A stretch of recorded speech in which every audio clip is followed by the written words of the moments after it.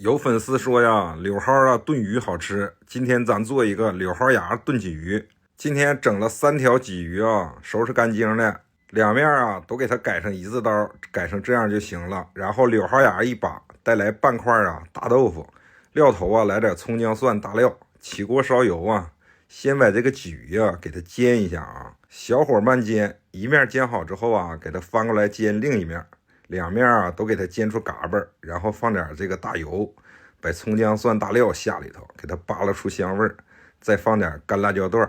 来点啊吃三香，再放点郫县豆瓣酱，把这个郫县豆瓣酱给它炒着红油，东北大酱来一勺，给它扒拉出香味儿，然后啊来点散篓子给它去腥，再来点酱油，然后加水，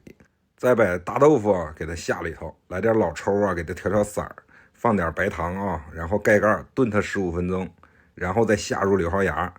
再炖5分钟，柳蒿芽啊炖鲫鱼就做好了。